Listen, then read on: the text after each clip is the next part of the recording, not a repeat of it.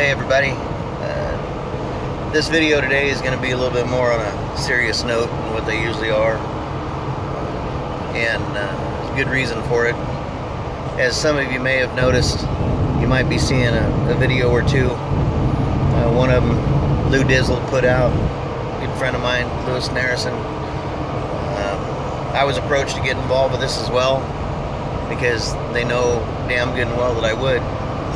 A few years back, we lost one of our basehead buddies, David Durance. A lot of you guys know this story, or parts of it, and some of you that don't.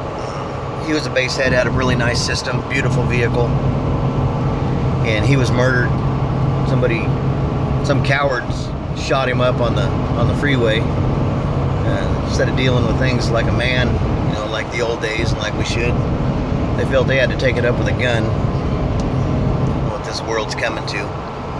But anyway, his fiancee Ashley, she was of course devastated by losing the love of her life, and if that wasn't enough to deal with, well, she wanted to get that vehicle back, which after he was shot, it ran into some stuff. It had a lot of collision damage, had to be fixed, and it was. And Ashley did everything she could to try to get that vehicle back. Of course, that's got a lot of sentimental value to it. She was able to raise, a pretty good chunk of money. She got up around $4,000 or so to get this thing back out of the body shop after getting it fixed, and they wouldn't deal with her. Said she was short, still wanted about $7,500 more dollars, which I don't understand. I don't know how they could do something like that, but I'm not going to let my personal feelings get in the way of something like that, because I'll just sit here and this will just be a pissing and moaning video, and I don't care to do that. All I'm doing is excuse me, I'm just trying to help out. And she's got a GoFundMe account set up that we're going to start sharing the heck out of, because we want to get this vehicle back for her, put it in the rightful owner's hands. One of the fellas from the body shop just happened to end up with it. Imagine that. Says he's got a whole bunch of money into it, $7,500. He wants that back. So anyway, I just know how I would feel if it was me that was in this position. There's not only is it a nice vehicle, but Ashley and David had a big part of their lives tied up in that thing, and this is it kind of pulls at your heartstrings to know something like this is going on. So now somebody else is out there running around with that rig, and we're just trying to get it back. He's given her the ability to buy it, and of course she doesn't have the money. And with all the people that I've got that follow me, all the people that you've got that follow you, I mean, just a few bucks out of everybody's pocket. I mean, for what you would spend on lunch today, could end up bringing that vehicle back home, putting it where it belongs, helping her out.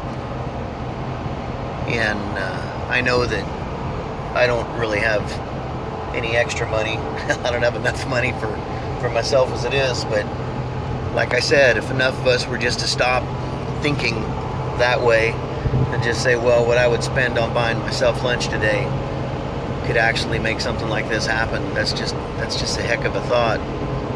And so I just ask that everybody else kind of pulls together with me, and that we do what we can to help this little lady out, get that vehicle back. Just kind of maybe just think about it for a second.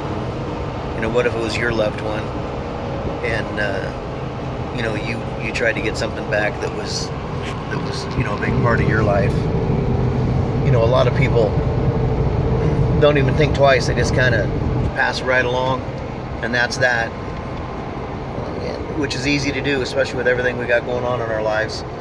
But I think that there's certain circumstances that warrant being taken care of, and one like this is just something that, when I heard the story, I heard about all the money that she, scrounged up in the beginning to get it back, and then she ended up losing every dime and never got the vehicle back.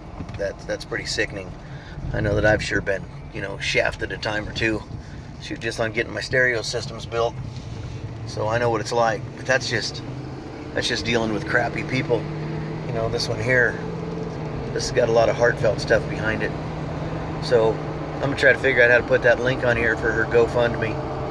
And I would ask that you guys can share this video. Normally I don't ask you to share my stuff. I mean, I don't care if it's something for me. I don't care.